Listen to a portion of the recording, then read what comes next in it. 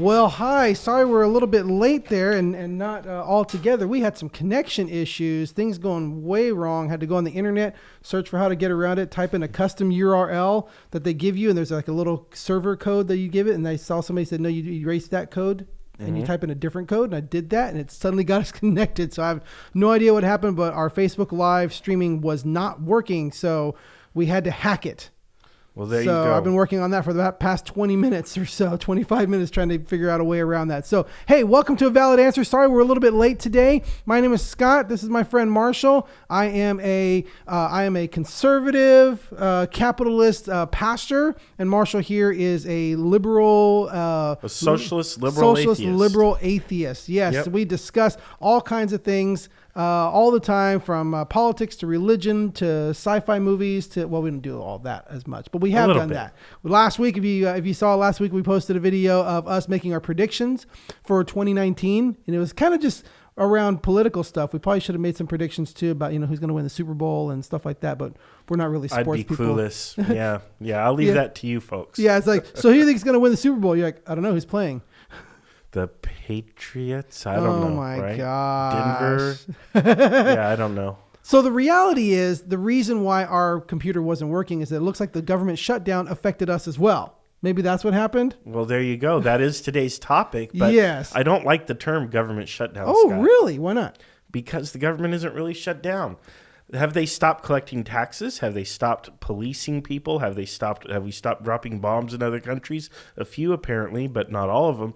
So the government really isn't shut down. What has shut down?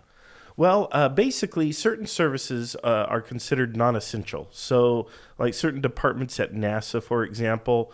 Wouldn't that be awful to work there and to be told, sorry, your job is not essential? Right? Just right when the aliens are calling and there's nobody there to answer the phone, right? It's not just NASA. Homeland Security, Justice Department. Homeland Security is not essential? Well, certain parts of it. For example, Gotcha. your TSA agents, many of them are working without pay. So it says here, Justice Department, State and Treasury, several agencies, including the EPA and NASA.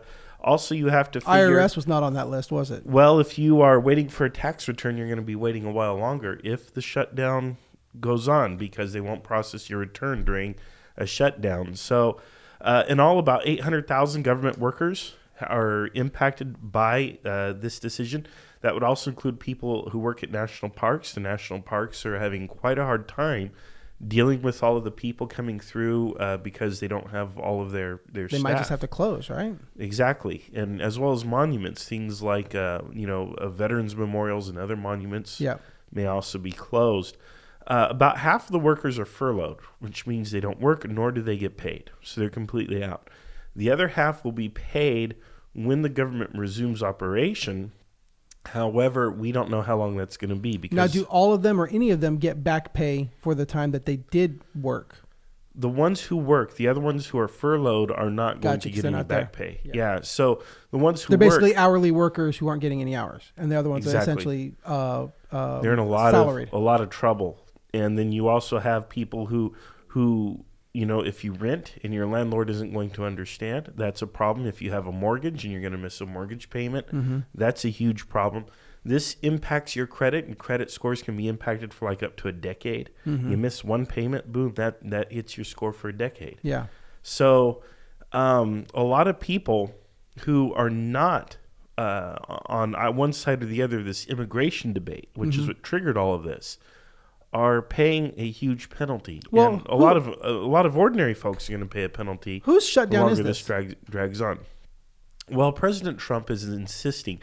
It's hard to say who because there's really an impasse between two sides. President Trump is insisting that he will not sign any kind of a budget deal unless he has funding for his wall with Mexico. $5 billion. Okay, so which is about half the cost to run the federal government for one day. Yeah. The government spends approximately $10 billion a day, roughly, give or take. So it's about a half day's wage for the government, I guess you could say. On the other side, you have Senate Democrats who are now in control of the House, who are absolutely flatly refusing to provide any funding whatsoever. So it's really a government impasse. So both of these people really own the shutdown. Yeah. I'm not going to say it's all Trump's, nor am I going to say it belongs to the Democrats. It is an impasse. The longer it goes, who owns it? I think more of the liability is probably going to fall on President Trump. He's the least popular of the two. Mm-hmm. He's a natural lightning rod for controversy and angst and anxiety, anger, all of that. So regardless of where the blame should rightfully be laid, it's going to end up at President Trump's feet. So is this ever an acceptable political tactic, in your opinion? The problem I have is that the people who are suffering are not the people who are involved, because Congress gets paid, the president gets paid, the president has his security detail, everybody has their pet projects going, they're getting funded and so on, more or less. Mm-hmm. The people who are suffering are these 800,000 government workers who are not able to make their mortgage, who are not able to pay rent, who are not able to pay bills of various sorts, and who have to max out credit cards, things that have to be repaid with interest. But is this ever an acceptable way to get something done in government? I don't like it. No, I don't think so. I would rather not have government shutdowns, which is not really a proper term because the government isn't shut down. Certain parts, it's there has to be a way to deal with an impasse, but I don't like the way that this impasse is being handled because innocent people are in the crossfire. How is this any different than a strike? Well, a strike is a grassroots movement that comes from the bottom up. No, the strike is led by a union. Okay. The strike is led by the union leaders. And a union is inherently grassroots. It's the little guy come together to make one big organization. But it's in the bottom end, up power.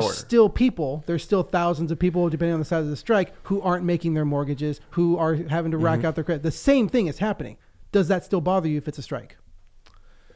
Again, when the power is bottom up, when it's the people at the bottom who are saying we are taking power for ourselves and we are going to stop operations, I support that. So the end justifies the means. No, I support bottom up power is what I support. Right, but the means are the same, which is people not working and people not getting paid and the job not getting done. So that's the same means. So it's okay if it's from the bottom. It's not okay if it's from the top. Right. So it's okay. The end justifies the means as long as it's coming from because that's what it is. Because that is when it's top down, it's simply punitive. Mm-hmm. When it's bottom up, it's reactionary. And but the same effect is happening in the present. In the present, I said in the present, it's the same effect on the people. Yes. In the present, it's the same effect. For the shutdown. Doesn't matter. I'm saying the result. What's happening to the people is the same. You still have people not working, not getting paid, not making their bills. It's the same effect on the same people. Right. Oh, okay. So, I guess you could argue that. But again, when the people at the bottom choose to strike and they accept those costs upon themselves. So if they don't choose it, they can cross the line. Balance of power between themselves and the people at the top. You're saying everybody, when there's a strike, everybody is choosing that? Well, at least certainly the vast majority usually are. You have to vote for a strike. You can't just declare a strike as a union boss and while we go on strike. So it's okay for the person who voted not to, who wanted to keep his job and wanted to keep getting paid. Now they're not getting paid, but that is a sacrifice that's valid. That's worth it. It's worth it to sacrifice that person to get this end. How does that not work the other way? Well, again, if you're a member of a union, you stick with the union. You may not always agree or like what the union does, but the net benefit of union membership should outweigh those costs. Let's keep this. I don't know if we're getting comments or not. Sorry, I don't have my iPad with me right now. So that's how that works. So again, I support when you have a grassroots movement to restore a balance of power between the people at the bottom and those who are in power and who hold all the power. But what you have is you have two forces at the top who are imposing themselves on the people at the bottom. They're imposing their will on the people at the bottom and making the people at the bottom They're using the people at the bottom as pawns. Exactly, and they're not suffering at the top. So that's how this is different from a strike. But I look at a strike and I say, well, the union leaders aren't suffering either. The union leaders always have money. The union bosses always have money. They're not suffering. They're using their own people as pawns to get what they want. I don't know about that. Oftentimes, union leadership or also the workers themselves, they vote for their own leaders. So that's not always the case. A lot of times it's the case. And some people, I'm not responsible for whether or not people put away savings or how they fared during a strike or what have you. Yeah. But that doesn't invalidate the validity of a strike to restore the balance of power, especially at a negotiating table between the people who are traditionally disenfranchised and the people with all the money and the power at the top. So this is distinct, and it is different. You have two people at the top who are fighting, and they are letting the people at the bottom suffer. And that, for you, is enough of a difference to justify the same outcome to the people while they're closed.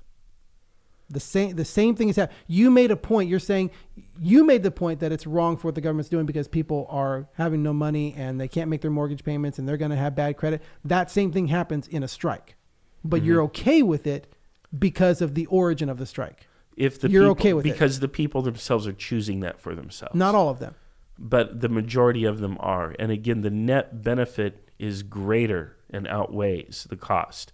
So the end justifies the means. That's literally what you said.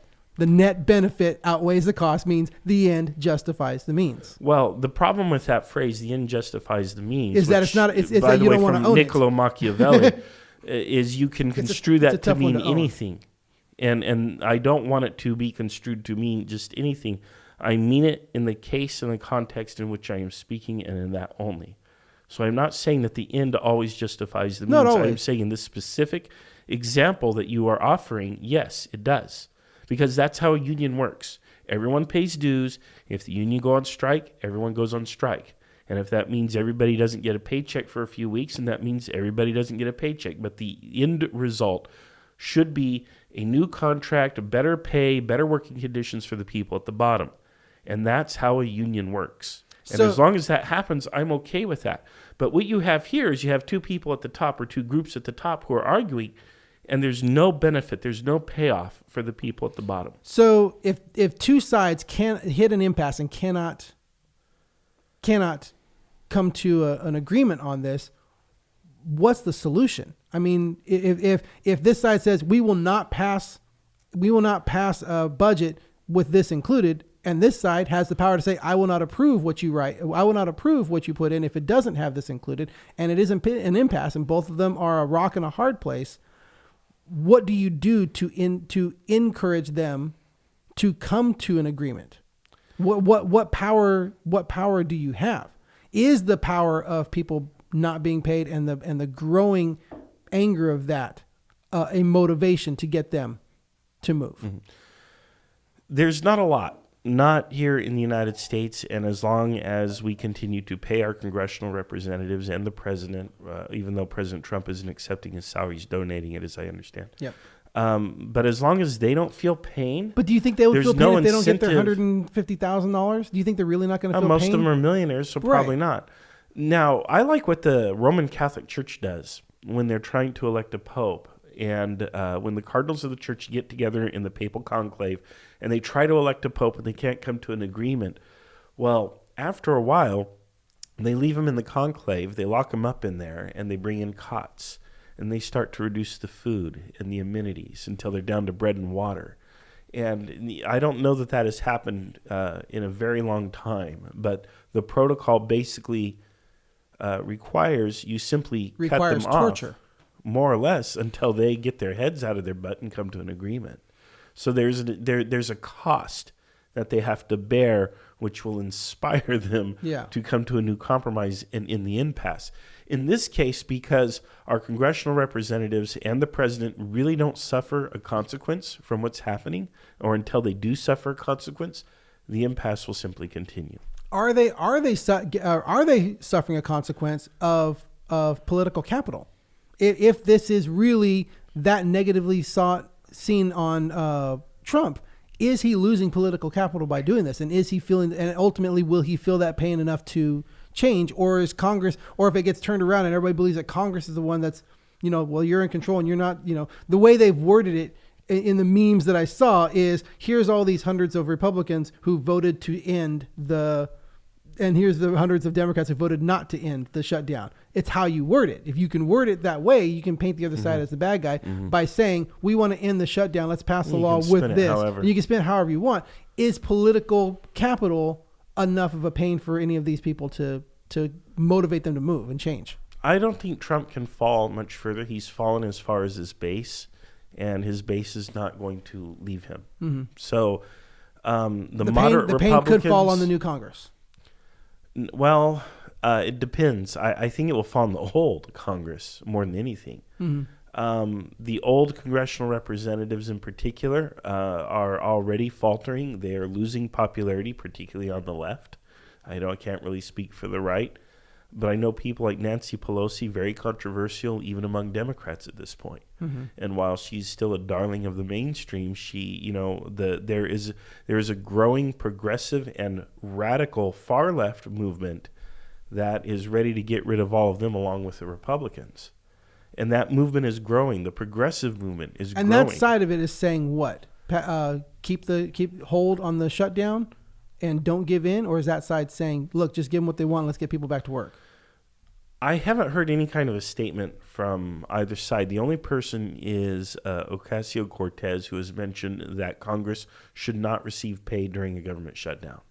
And she wants to sponsor a bill that will bring that about. Speaking of senators bring that up, I know not that, but something else that I've talked about a lot, and it's senators, Republican senators, by the way, Ted Cruz and somebody else, proposing a constitutional amendment to term limits on Congress and senators.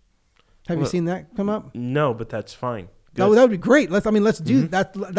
That answers most of the problems. But what have we got? Do we have anything on here? So according to Josh, he's talking about the big question comment here is his last one. He says the far left won't cooperate with the wall any more than the middle of the road Dems, and that's true. You're not going to see the far left agree to anything. Well, again, anything includes the wall. But at what point do they say, "Fine, here's your $5 billion. Let's get people back to work"? Or at what point does Trump finally say, "Fine, we won't build the wall. Let's get people back to work"? Who's that going to fall on?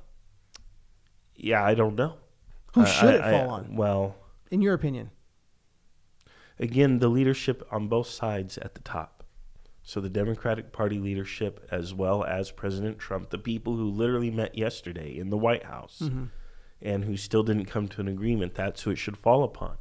These guys have to realize this country has bigger and many more issues besides immigration, which is, frankly, not the massive problem that it's made out to be by our hysterical media. We have real problems in this country. We have entire communities that don't even have clean drinking water. To me, that's a massive crisis. We have our Veterans Administration that cannot provide timely or adequate health care, apparently, to our veterans. We have all kinds of issues. How many homeless people do the conservatives like to trot out when they talk about letting immigrants in? They're like, but look at all the homeless people we have. Well, you know what? Here's your golden opportunity. Let's start taking care of the homeless. And you want to take care of something? Let's take care of them if it's a big deal to you. We have homeless veterans. Okay, let's start housing them.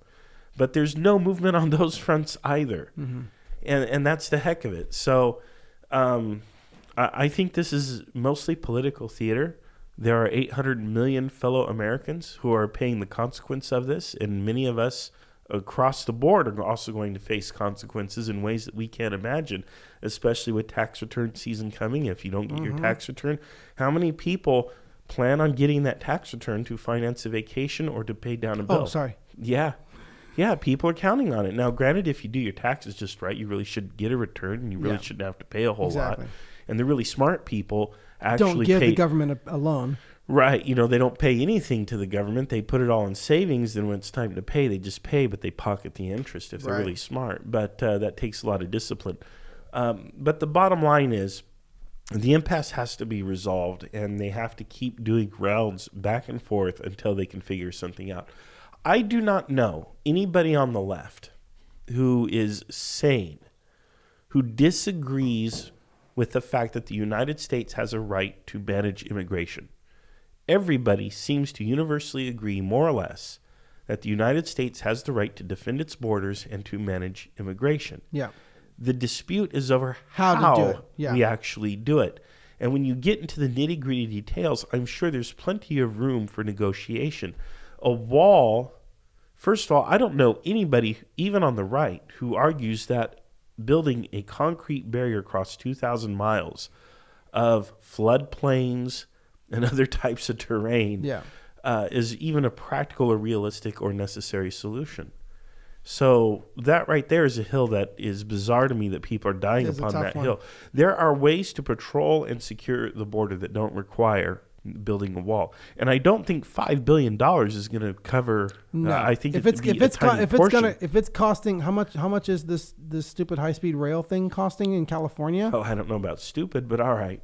How much is this? How much is it? It's up to 100 million. It's tens of millions. Billions, like 90 or 110 billion estimated. I don't think it's topped 100 million.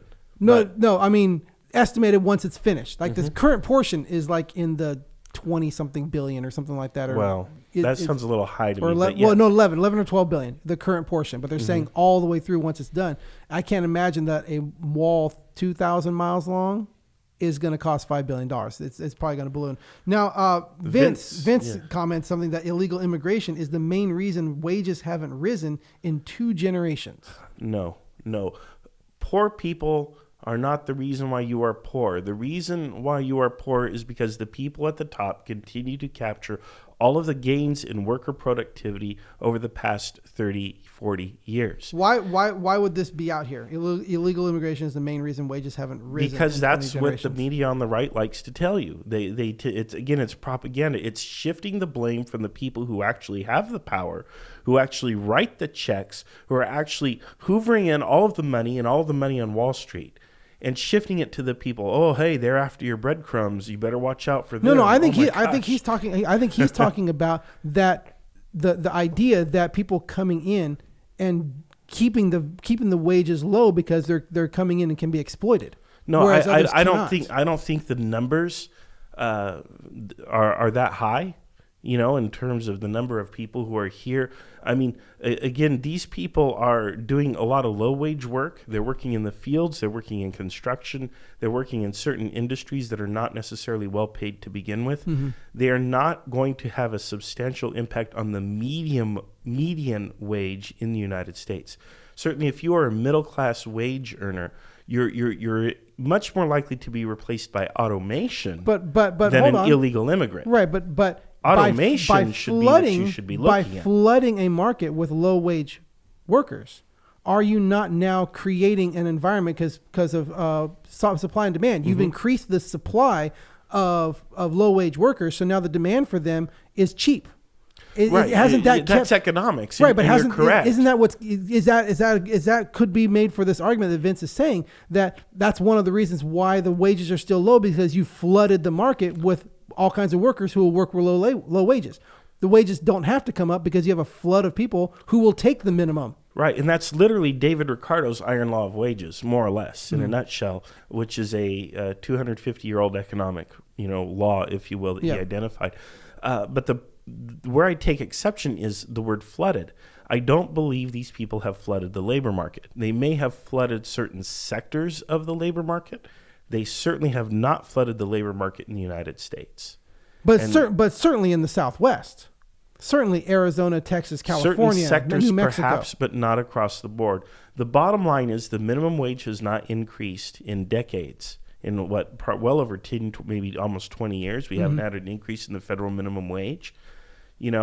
Again, these people are not competing for the average job that middle-class Americans work. Again, the danger to your job is probably automation in one way or another. It's the automation that's keeping wages low much more than illegal immigration.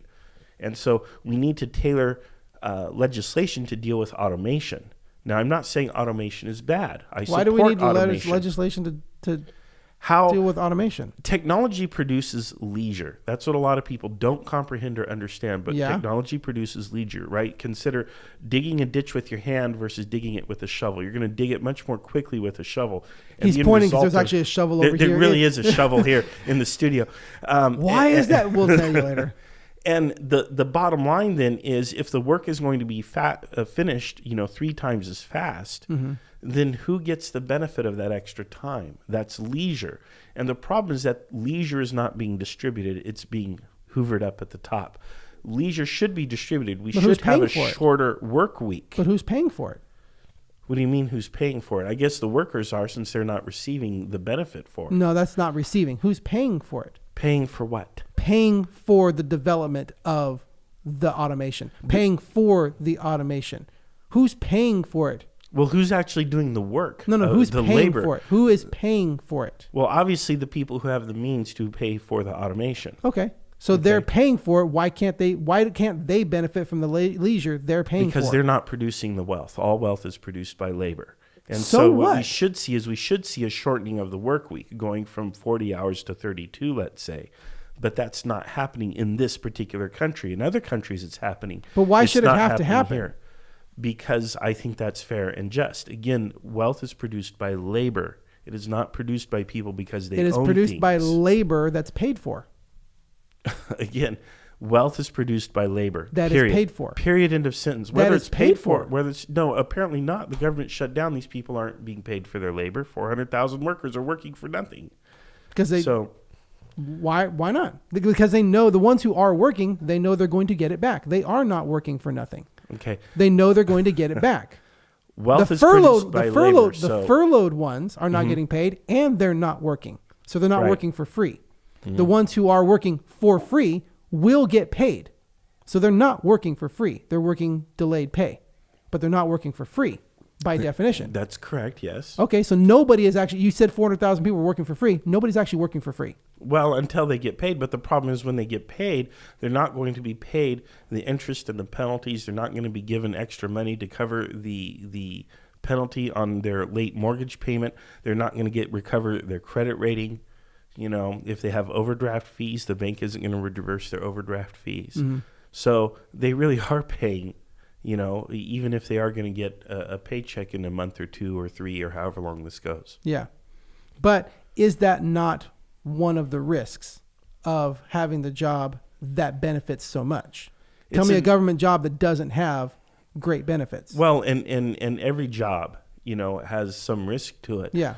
But again, the people at the top are making decisions and the people at the bottom are suffering for those decisions. And that really gets down to the heart of the matter. The way that we've structured our society is we privatize gains and we socialize losses. Mm-hmm. And that's the problem with the way that we have structured this society up and down, whether it's private industry, government, whatever. The people at the top get into a dispute, and it's you and I and the people who are watching this show who suffers. Mm-hmm. I'm not saying that it's easy, Josh. I'm not saying he said that he's had to work for free for a month and it's not easy. Again, I'm not saying people who are working for free. I'm saying people who are continuing working, not getting paid right now, but eventually will get back pay for it. I don't want to say that they're working for free. That's not a... Minus interest and penalties and other things and overdraft fees if they've incurred all of those. If they've incurred all those. And if they've chosen to choose food versus medication or something, they've gone without their meds. And there's a whole host of people who are impacted in various ways. So Joshua Roberts asked, but if you produce the devices that perform the labor, then do you keep the wealth that's created if you produce the devices that performed it? If you designed it and you paid for it and you brought it to market, do you not get the benefit of that? The device is produced by workers. Right. Who were paid, and it's a whole shifting industry. You're worried about the horse and buggy people because there's automotive workers here, and the automotive and the car is replacing the horse and buggy. You're worried about, well, these robots are replacing these people's livelihood. Okay, but somebody is building the robots. It's not a zero sum game. These people are losing their jobs, but other people have gained jobs because now they're building the robots. You know what I mean? You're saying. But eventually you get to a point. Why is it bad that these people lose their jobs, but these people gain jobs? This person who paid the money to pay these people to make this more efficient for their business have paid people, created new jobs, and made their business more efficient. Why can't they get, what's wrong with them getting the benefit of that decision? Well, is it only wrong because this person lost their job? You don't care if this person gained a job? They talked about this at Davos. I think it was the year before last or last year. Actually, the next Davos is coming up in a week or two, I think, the next meeting. But Davos, every year, the world's billionaires and millionaires and gazillionaires and a few political leaders get together and they talk about the problems that face the world and what their obligation should be as rich, wealthy deal makers and power brokers, how they should navigate these challenges. And one of the things they talked about was automation. And I think they've dubbed this, I think they're calling it the fifth industrial revolution. Mm-hmm. I could be wrong on the numbering, but we are on the cusp of an industrial revolution. And historically, what you have said is always true, that when you have a major revolution in industry, that it destroys jobs in one area, but it creates new jobs in another. The first industrial revolution destroyed farm labor, but it created factory labor. I'm just saying, And in the last 3 years that I've lived in my house. No, I'm saying the last 3 years that I've lived in my house. You know how many times now in the past 3 years I've had knocks on the door for people wanting to install solar? It's a whole industry that's been created. Right. People have jobs that they didn't before. And the net result is generally a positive one. But what they've identified in the current new industrial revolution with automation and stuff is you're literally getting to a point where the robots can produce and fix robots and other things. You're getting to a point where the automation can now think and do things that previously you needed humans to do. So it's sort of a jobless revolution in technology. Now, we shouldn't shy away from this. We shouldn't try to become Luddites or say we're going to freeze technological development. That's not the case. Yeah. I personally always use the automated check stands when I check out at the store because I don't like human interaction in general. So that's not your enemy. I know that I am mostly, and I'm not trying to insult anybody out there, but I know that, because it's not the workers that are the problem. It's the people in line. Well, yeah, there should be an IQ test for the most part before you use Again, one of we're those. talking about mostly Walmart, I think, but I prefer to check myself out because I don't want to be waiting behind in that one line, that one person who, whatever it is that they're doing. I know that I'm more efficient than them. I'm going to go do it myself. Right. But I'm saving myself time. And that's better. I'm getting the benefit from it. Some people say, don't do that. Don't use those checkouts because you're taking somebody's job away, and But you're saving yourself time. But I'm saving myself time, benefit, and there's an immediate benefit for that. Yeah. And so the thing is the benefit, the additional leisure from all of this technology should be shared at least in some portion with the people, which the way you would see that then is a shortening of the work week.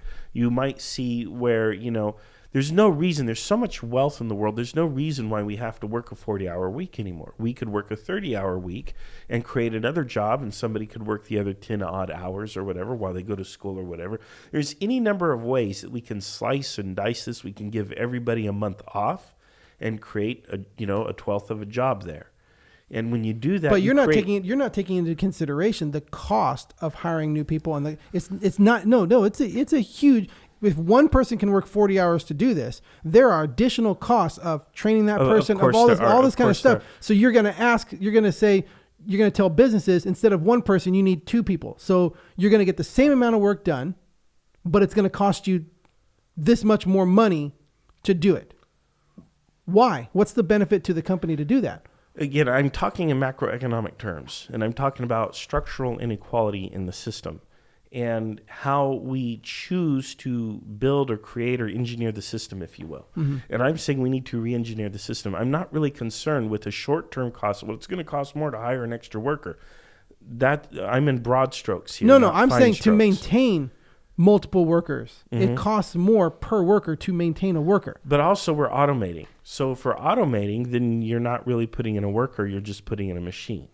You're putting in a computer code or whatever. We're doing that. I'm saying businesses are doing that already. I have 10 workers, and it costs me this much in their wages, but it also costs me this much in the continued training and the benefits package and all this kind of stuff that's above, that now I have a machine that can do 5 of their jobs. Okay, well, it makes business sense to let go of 5 of them, have a machine that runs theirs, and now I've got a machine running that costs this much, but it's a little less. But why should I still have to pay the extra of still having 10 people, even though now they're working less hours?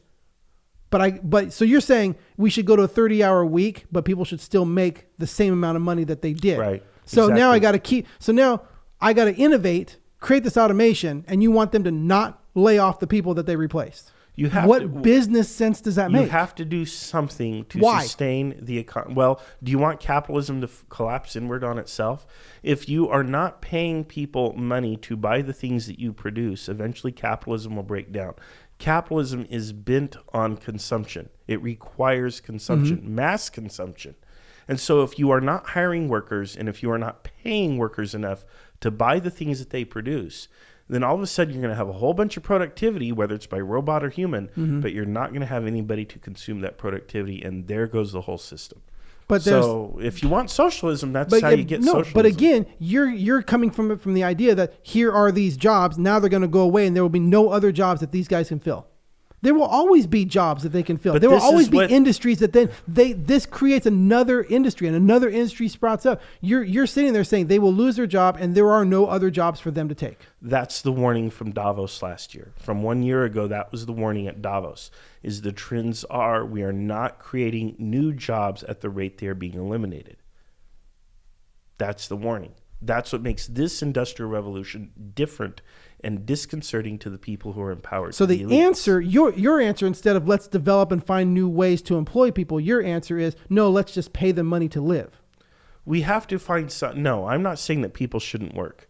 I'm saying that we have to find some way of redistributing the imbalance that we have in our economy. I think we've gotten away from the topic of government shutdown, mind you. Basically, the wealth must be redistributed so that the people at the bottom can continue to consume and keep the system going. Otherwise, we're going to end up in a whole new economic paradigm, and it ain't going to be capitalism. I'm sorry, Vince, that you're yelling at your computer screen. But he makes an interesting point. Can you be pro illegal immigration and pro labor at the same time? I'm not pro illegal immigration. So I don't know where that comes from. I don't know any rational or sane person who's pro illegal immigration. So You are. no, this is a straw man argument. No, I am not pro illegal immigration. I said earlier on this very episode that no sane person disagrees with the fact that the United States has the right to secure its borders and manage who comes. Okay. So he's not actually pro illegal immigration. Yeah. But effectively, you support it.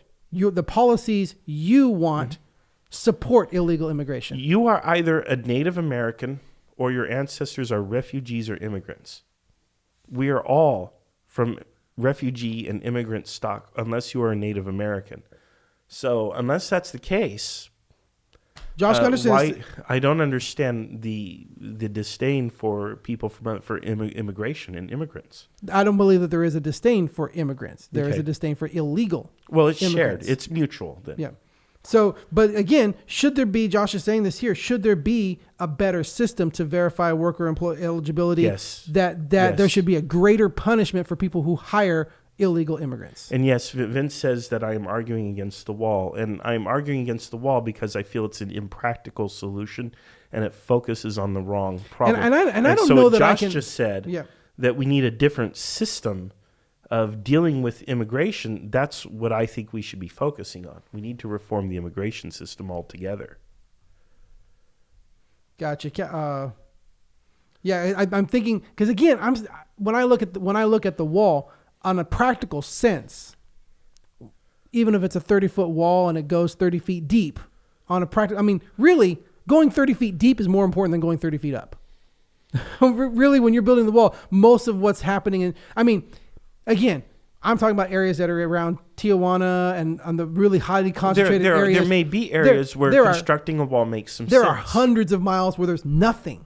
Mm-hmm. You know what I mean? There's where people literally just walk across open territory. There are ways to patrol and police that. You have drones. You can put sensors into the ground that detect motion. Mm-hmm. You also have the other problem where a lot of that land is in private hands. You actually have private land that straddles the border, where ranchers ranch their cattle, and their cattle freely cross between the United States and Mexico. Now, how do you break up that rancher's land if he doesn't want to sell it? What do you do to that man's livelihood or that family's livelihood? And there are literally thousands of miles of border, and again, it's all private hands. The government has not been able to buy up all that land. So they have purchased part of this land from Mexico and purchased part of this land from the United States. Right. Yes. Okay. Well, fence running through you have a gate. It's your private land. You own that in Mexico. Put a wall there, and you have your fence that you have access to. I mean, what's the big deal? Well, if the private landowner doesn't want to agree to that, then that's a big deal. Well, no, the private unless you're going to seize their property. No. There is a border. Mm-hmm. Their property is this big, and the border runs through here. So they own. You're not saying that all of this land is part of the United States, and you're not saying all of this land is part of Mexico.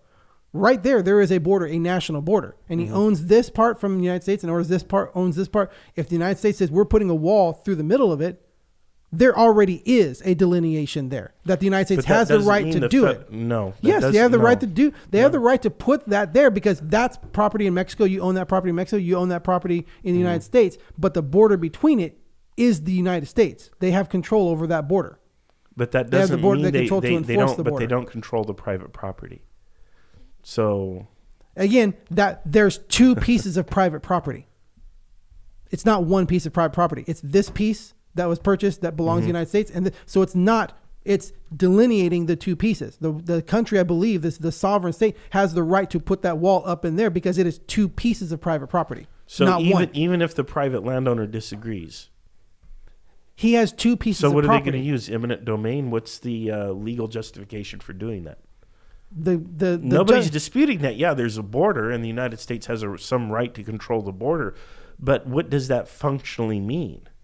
That functionally means that they want to put up a fence between the two pieces. So they can put suddenly, up a fence between the two libertarian is okay with the federal government going into private property to erect a structure on private property. It is not on private property. It's on the border between two private properties. No, the border is a concept. But the border is an idea. It exists on paper. So you're saying a plane flying over this rancher's property, when it crosses the border of the United States, has not actually crossed the border of the United States because it's over this person's private property that goes across both of them? Property doesn't extend into airspace. Well, I'm just saying that line exists between two sovereign countries. Mm-hmm. Doesn't matter who's an imaginary human-created line. It doesn't matter who owns the property on one side or another. The sovereign nations have the right to protect that line. He owns two pieces of property, one on either side. And the sovereign nation has a right to put the border there between those two properties. Okay, so they've got the border, but that doesn't mean that they can come onto private land and simply start erecting structures. That's simply not allowed. There is a legal process for the federal government or a state government or a local government to come on and seize private land or it's not build on private something. land. That's what I'm trying to say. If your house borders up against, if your yard borders up against Mexico, there is a fence that has been erected there. There is a delineation of here's the property, and within this many feet of that national line, they have control over. And they can put that fence up. There is a fence that already exists. There's walls that already exist. Somebody's property goes up against Mexico. And if they buy the property on the other side of Mexico, they don't have the right to tear down the wall. So the libertarian is okay with the government going onto private property and It's erecting not private a structure. property. It's not private property. It's the border. How wide is the border? That's what I'd like to find out. I don't know if there is a legal precedent, but what I'm saying, if there's a legal precedent for 20 feet or 10 feet or whatever it is from the border on either side. I don't know. I know that there is a precedent for maritime law to where so many miles offshore is no longer considered. Okay, so you can have a wall there, but does that mean you can also just run your bulldozer through the property? Can the government run a bulldozer through your front lawn if it wants to, without eminent domain or any other legal proceedings? I'm sure there has to be legal proceedings, but the right to put up the wall, I would say it would probably fall under eminent domain, and you would have to pay the person the cost of using their property, whatever the going rate is for doing that. But once the wall is erected and set and put up there has to be a specified distance from there that yes, this is a wall, this is a border, this is a country's border that is defendable. Are you saying are you saying that if an invasion comes through that person's property, the government cannot come in there and stop the invasion? Well, a military invasion is a different thing. It's a state on state sort of thing, and there's a whole different set of rules for that. So basically, let's say you're correct. Okay, and the government can go in there and erect a wall. How much is that going to cost? Yeah, and over what time span? We haven't even got to the part where we talk about whether or not it'll be effective. And just in case you hadn't noticed, Mexico has discovered the latter. So yeah, but let's say that's true. I mean, are you okay with literally tens of billions of dollars, at least, if not hundreds of billions of dollars, to build and then maintain it, because it will also have to be maintained. I would have to say that I don't know that the benefit would outweigh the cost. I don't know that that is something. Why not I don't know spend the how money much to house homeless veterans or to revamp Well, the no, VA something or still has to be build done. schools or to Something clean water still supplies. has to be done to stop illegal immigration And I from agree. coming in. Something I agree. still The has to system be has done. to be overhauled. And it seems like $5 billion is not that much money to invest in it. Now, comparatively to how much everything else is costing. Right. It seems like a drop in the bucket, like you said, half a day's spending for the government. That we're doing all this shutdown for half a day spending of government. Just pay it. Let them. If you're saying it's ineffective, then what's it going to stop? If your ideology is we don't want to stop illegal immigrants from coming in, well, that's not going to actually stop them. So what is the big deal when it's that small? You're willing to stand on this much, knowing that something's going to be built that won't actually accomplish anything, but you're going to stand this much on not building it, that you're going to let all these people lose their livelihood for however many days that we're going to be shut down because you don't want to put out another $5 billion for this, even if it's a political stunt. I think it is something. I think that it is something that will not ultimately work well, but could work in some areas. You know, just like I'm not completely opposed to reasonable gun measures. I've come to the point where I don't think that it's that big of a deal to register, other than the problem is now they know you have it and registration is the first. But I know that there's like, okay, I think it's reasonable that no, you should not, you know, that you have to qualify to have automatic weapons. That's a reasonable thing. But law-abiding citizens not being able to have more than 10 rounds in their gun is stupid. You can't defend yourself. You know, there's ridiculous things. I think that a wall there will do something. It will, if nothing else, it will semi-force a convergence into a smaller spot that is easier to control. Easier to police. Yeah. It's easier to police if you put up, if you funnel people, then it's easier to police. I think there is a benefit that is worth the $5 billion. However much you get ladders and crawl over it and stuff like that. But I think there's going to be a benefit that's going to funnel in that is worth the $5 billion. Just pay it, get it done for what it's costing so many people now. Why is that the hill they want to die on? Ultimately, this gets back to something that you and I have talked about before, Scott, is even though we have ideological disagreements, we're still pretty reasonable individuals. And if you sit any two reasonable American people down over a pitcher of beer and a pizza and give them an hour or two and a notepad, chances are after a while they're going to walk out of that pizza joint with a solution, probably on one sheet of paper, with reasonably, here's what we should do to reform the system and solve the problem. Yeah. And the problem I've actually done that with somebody. Well, there you go. And here's the thing. And I think any of these folks, Vince here, and several of you others who also disagree with me, I still think ultimately you and I could even sit down. Yes. And we could hammer out some kind of a rational agreement. The problem is the people at the top profit from the problem. They do not profit from the solution. They are not interested in a solution, and you cannot expect a solution from the people who create and profit from the problems. So we have to put punishment onto the people on top. You have to vote them out of office for one. Well, the term limits is going to do a lot of that, but I'm saying we have to establish enable something. These people. Yeah, we have to establish something that both Democrat and Republican alike. Also, because you have to establish something that says when there is this disagreement and a shutdown, you are affected in this way.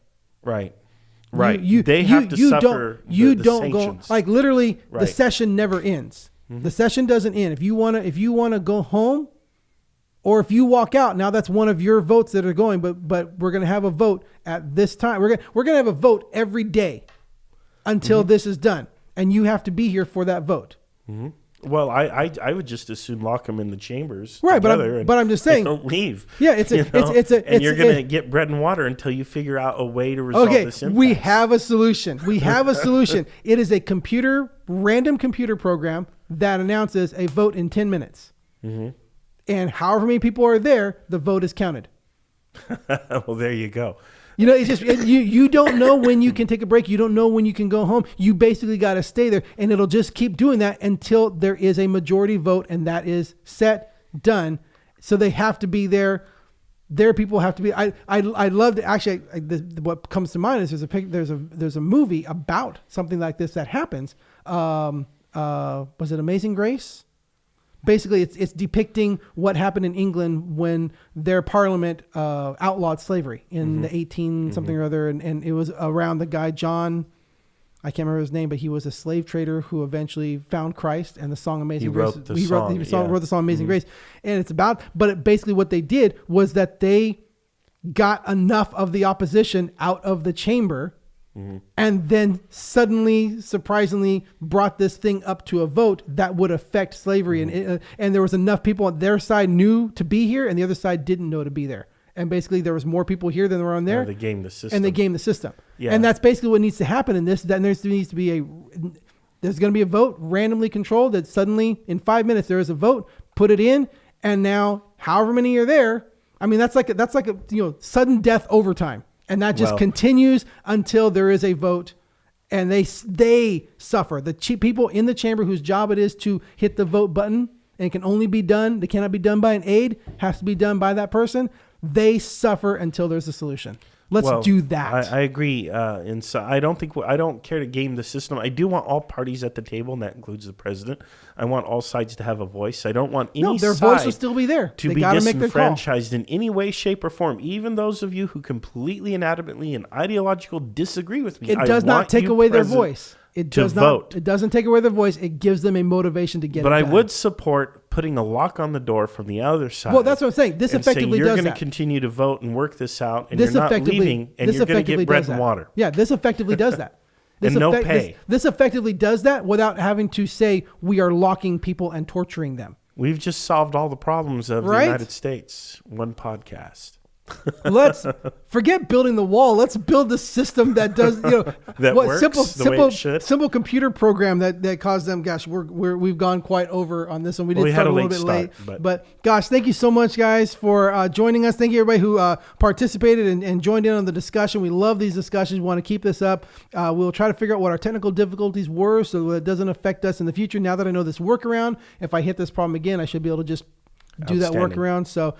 Great, and thank you for YouTube, because I just went on YouTube real quick and just typed, OBS software does not connect, and then just here's this video of this person doing it. I'm like, oh, okay, cool. That's how we fix it. So I want to thank everybody who commented, including all of you who disagree with me. Hey, I like you keeping me honest. Come out there.